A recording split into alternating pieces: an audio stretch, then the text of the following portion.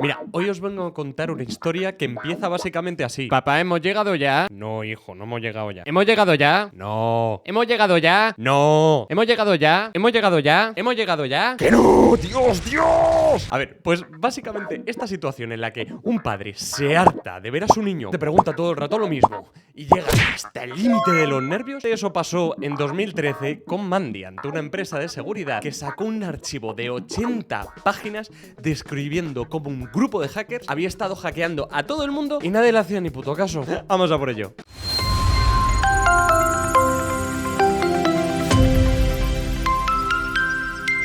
A ver, para empezar, ¿qué es Mandiant? Mandiant no deja de ser una empresa de seguridad que básicamente se especializa en reaccionar cuando hay incidentes. Es decir, que realmente no vas a necesitar sus servicios hasta que te hackeen. Es decir, tú imagínate, tienes una empresa, tú estás operando, estás haciendo tus cosas normalitas, tú tranquilamente, y de repente llega un día o una mañana y te dice un compañero que nos han hackeado. ¿Cómo que nos han hackeado? Que nos han hackeado, nos han quitado de todo. Pues justo en ese momento es cuando tú llamarías a Mandiant para que te ayudasen a gestionar el incidente. Por ejemplo, que no salgas en las noticias, que si tienes que decir algo a la prensa, pues que lo digas bien, que pares al hacker, porque recordemos que los hackers pueden estar durante mucho tiempo en tus sistemas. Entonces, Mandiant se dedica a ayudar a otras empresas cuando las han hackeado a gestionar todo ese hackeo y a solucionarlo, ¿vale? Entonces, debido a esto y como para publicitarse un poco, desde 2004 Mandiant empezó a sacar avisos básicamente mensuales, a veces semanales, acerca de los grupos de hackers que iba viendo en todos sus clientes. Esto normalmente las empresas lo hacen por publicidad, es decir, por hacerse conocidas, por decir, mira, todos estos datos los tengo yo y a todos estos clientes les he protegido de todos estos hackers. Pero también hay una conciencia muy grande en la ciberseguridad de ayudar y de que todos estemos protegidos. Por lo tanto, esa información que liberaban acerca de hackers que estaban hackeando a sus clientes, pues era útil para todos. Pues bien, llega 2010 y esta gente, desde Mandiant, empiezan a ver un grupo de hackers que es como muy prolífero, como que está extendido por todos los lados, y empiezan a ver técnicas muy parecidas las unas a las otras, las unas a las otras, las otras a las unas. Y empiezan a sospechar. Empiezan a ver que las mismas técnicas son usadas en un cliente para hackearla, un mes después se usa en otro cliente para hackear otro cliente totalmente distinto, y poco a poco empiezan a atar cabos, empiezan a encontrar patrones. Cuando empiezan a armar patrones, este tipo de empresas lo que hacen es nombrar, por así decirlo, un grupo APT, Advanced Persistent Threat, que no deja de ser una manera de llamar a un grupo de hackers que están bien organizados y que normalmente son amenazas persistentes. Es decir, que una vez que se meten en los sistemas de una empresa, es decir, que lo hackean, se van a quedar ahí durante un tiempo haciendo todo el daño que puedan. A veces ese daño significa robar documentos, pero es que otras veces el daño significa romper directamente servidores para que tú ni tu empresa podáis trabajar. De hecho, esto al final suele acabar en pedir un rescate. Pues bien, en 2010, Mandiant empezó a detectar patrones que podrían llegar a atribuirse siempre a un grupo de hackers. Es decir, siempre que entraban en un sistema, se comportaban de la misma manera, utilizaban las dos técnicas de siempre y robaban prácticamente lo mismo. Llegados a este punto, decidieron nombrarles como APT-1, Advanced Persistent Threat 1, porque no había otro. Y poco a poco, durante 3 años, mientras que ellos protegían a sus clientes, iban recabando información. Es decir, a lo mejor cada 2 meses este grupo pues atacaba y ellos lo detectaban y decían, uy, en este ataque se han utilizado las mismas técnicas que en otro que sí que sabíamos que era de APT-1, pues entonces es que han vuelto a atacar. Pues en este otro han utilizado solo una de las técnicas, pues esos no son. Pues en este se han utilizado específicamente las mismas técnicas, pues entonces volvemos a hablar de APT-1. Y durante 3 años, de 2010 a 2013, estuvieron recopilando todo tipo de datos de todos sus clientes, intentando descubrir cuándo era APT-1 o cuándo no era APT-1 quien hackeaba, hasta que llegó un momento en el que se hartaron. Muy parecido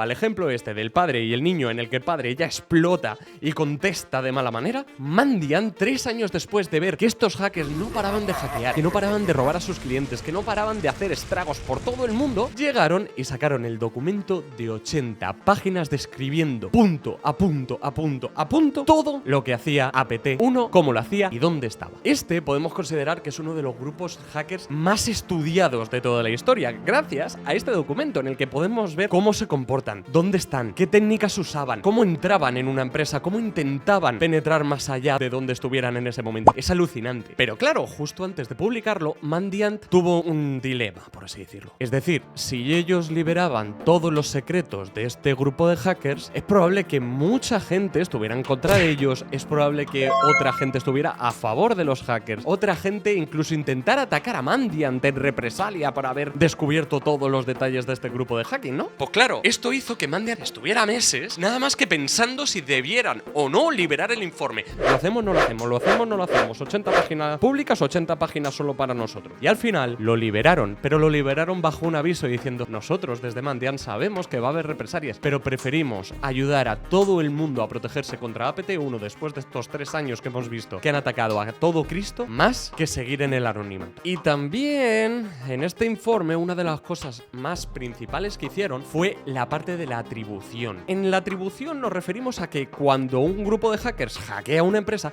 es muy complicado saber de dónde viene, porque se suelen esconder entre servidores intermedios, intentan usar herramientas para anonimizarse, para que tú no sepas de dónde viene ese hacker que te está hackeando. Es decir, para que no detectes al atacante ni su geolocalización, ¿no? Quieren ser privados. Pues una de las piezas troncales de este documento era atribuir APT1 al gobierno de China. Y esto, aunque parezca mentira, era un gran paso, porque estaban diciendo públicamente en un documento de 80 páginas con todo tipo de pruebas que el gobierno chino tenía a esta gente, a estos hackers, a APT1, bajo su nómina, bajo su control y que actuaba con intereses políticos. Y es que eso es lo peor, no estamos hablando de un hilo de Twitter donde un tío dice A, B, C. No, es que estamos hablando de evidencias que iremos viendo en los próximos vídeos. O sea, a mí me alucinante. Pues bien, en este informe, lo que hacía Mandiant, o lo que hizo Mandiant durante esos 3 años que hemos dicho, de 2010 a 2013, fue estudiar a 150 de sus clientes que tenían evidencias de haber sido atacados por APT1. O sea, tengamos en cuenta una cosa, hay muchas veces en las que un grupo de hackers hace un ataque y se va. Es que aquí estamos hablando de 150 ataques en 3 años y 150 ataques exitosos, porque si no, no hubiesen contratado a Mandiant, que recordemos que Mandiant solo entra en juego cuando de verdad ha habido un hackeo. Pues bien, de todos estos estudios salieron todo tipo de detalles. Salió dónde estaban, que en este caso ya sabemos que es China, sacaron todos los detalles de su operación, que veremos ahora, e incluso identificaron a 3 personas que ellos ya creían bastante ciertamente que eran parte de APT1. Pues bien, hablando ya un poco de cómo hacían las cosas, descubrieron que tenían 937 servidores alojados en 13 países de todo el mundo. Tenían en su poder 849 IPs. Me vais a permitir aquí un momentito, es decir, un IP es como una dirección pública, como la dirección de tu casa, calle Walmart Street, número 1. Pues un IP es lo mismo, pero para un ordenador. Ese IP a veces puede cambiar o no y se puede rotar entre distintos ordenadores. Pues ellos tenían 849.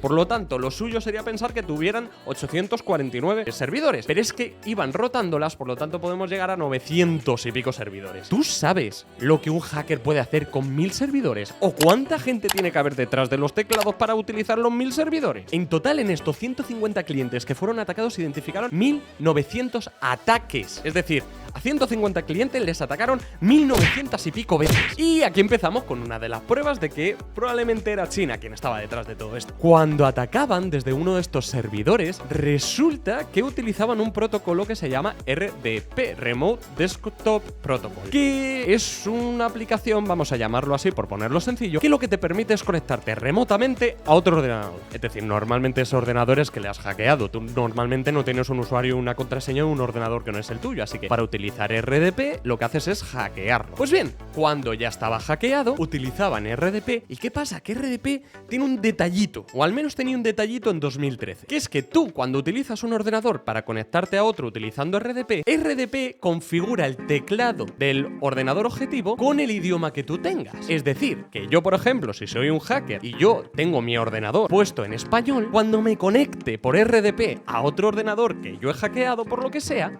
va a estar configurado en español también, aunque el dueño lo tuviera puesto en alemán. Es que RDP va a cambiar de alemán a español. ¿Podéis imaginar en qué idioma se encontraba Mandiant todos los ordenadores y servidores que APT1 hackeaba? Efectivamente, en chino simplificado. Por lo que podemos decir que, como mínimo, ya empezamos a dar pistas de que los hackers tenían su propio ordenador puesto en chino simplificado. Empiezan las evidencias. Luego, otro tipo de evidencias. Como hemos dicho antes, cuando un hacker hackea algo, lo que quiere es ser anónimo. Entonces, para ser anónimo, lo que intenta usar son protocolos que no dejen su identidad por donde vaya pasando, es decir, que no dejen huellas. ¿Qué pasa? Que APT1, cuando estaba operando, cuando Mandiant les estudió durante casi esos 3 años, estaban utilizando un protocolo que se llama HTRAN. H-Tran. Pues bien, H-Tran lo que se dedica es básicamente a, en vez de ir de un servidor a otro, lo que te facilita a ti como hacker es que te hace como una especie de intermediario, de proxy, en lo que esconder. Es decir, en vez de ir por una calle recta, hacemos un giro, otro giro, otro giro, otro giro, otro giro, y como en tantos giros ya nadie sabe de dónde el hacker viene. Son protocolos de anonimización para que no se sepa de dónde vienen. Pues ¿qué pasa? Que Mandiant sí que pudo saber las direcciones IP originales y todas, o prácticamente todas, un 91%, estaban registradas en China. Pues bien, seguimos para bingo. ¿Qué es lo que robaban? Es decir, tenemos claro que a 150 clientes les hackearon 1900 y pico veces. ¿Pero qué es lo que les robaban? Pues bien, aquí Mandiant decía en su informe que a veces era difícil el saber qué era lo que robaban porque, primero, APT1 cuando robaba un dato no hacía una copia dentro del ordenador y así se podía comparar que si hay un fichero duplicado en un mismo ordenador, pues ese le han hackeado. No, sino que APT1 cubría todos sus rastros, es decir, no copiaba, no cortaba, no hacía absolutamente nada en el sistema. Entonces, tampoco podíamos saber cuándo era la última vez que se había cedido un fichero, por lo tanto, no podíamos saber ni qué ha robado de datos. Luego, por supuesto, hay muchos clientes de Mandiant que, bueno, pues sus herramientas de seguridad no funcionaban del todo bien, por lo tanto, tampoco podían detectar cuando un hacker se había metido en su red interna, en la red interna de la empresa. Luego, esto es como cuando la policía va a hacer una investigación que necesita las pistas fresquitas, es decir, que no hayan pasado meses. Pues aquí lo que pasaba es que muchas veces a los clientes de Mandiant les hackeaban en 2011 y 6 meses después se daban cuenta y entonces llamaban a Mandiant. Entonces, ¿qué pasaba? Pues que esos 6 meses eran cruciales en los que pues casi todas las pistas se habrían borrado porque los usuarios empiezan a usar los ordenadores hackeados y pisan las huellas que un hacker pueda llegar a dejar en un sistema. Y luego, por supuesto, cuando Mandiant quería coger los datos de ver a ver realmente qué habían robado en un cliente, pues el propio cliente les decía, mira, ahora mismo me da igual lo que me hayan robado, que a mí lo que me interesa es parar el hackeo, así que no dediques tiempo a investigar, sino que dedíquete a solucionarme el problema. Por lo tanto, Mandiant había muchas veces que incluso en estos 1900 ataques que sufrieron estos 150 clientes, no tenía tiempo, porque el cliente no les dejaba, para investigar lo que había pasado, sino simplemente arréglalo y vete. Pues bien, incluso con estas dificultades que al final lo que hacen es dificultar todo lo que Mandiant quería sacar al público, toda la información, incluso pudo llegar a descubrir que a uno de esos 150 clientes le habían robado 6,5 terabytes de datos en 10 meses. Aquí ya hay dos cosas. Uno, ya sabemos que APT1 hackea y se queda casi un año en un sitio. Y dos, vosotros sabéis lo que es 6,5 terabytes de datos, que son aproximadamente como unos 630.000 documentos PDF. Entonces, claro, pues ya Mandiant pues siguió investigando. Aparte de descubrir esto, descubrió además que APT1 no buscaba un tipo de empresa específicamente, sino que buscaba un poco de todo, lo que encontrase, lo que pudiera. Si había un banco, lo hackeaba. Que había una empresa aeroespacial, pues lo hackeaba, lo que pudiera, vamos. Pero ¿qué es lo que más le interesaba en estas empresas? Pues bien, lo que más les interesaba eran básicamente el funcionamiento interno de las empresas. Tipo el plan de negocio, tipo los presupuestos, tipo los planos de un avión estadounidense, tipo una patente acerca de la fabricación de un producto, que de hecho es que esto es gracioso y lo menciona Mandiant en su informe. Hubo a uno de estos clientes que sí que descubrieron que le habían robado una patente para un producto y también le habían robado el proceso de fabricación de ese producto. Imagínate un llavero. Pues bien, 6 meses después de ver que esta empresa había sido hackeada, se descubrió a mercados en China vendiendo el mismo producto, pero 10 veces más barato. ¡Qué casualité! Luego, por supuesto, además, APT1 iba detrás pues de credenciales de usuario, porque ya que estás ahí, pues ya le robas el usuario y la contraseña al empleado Pepito, para que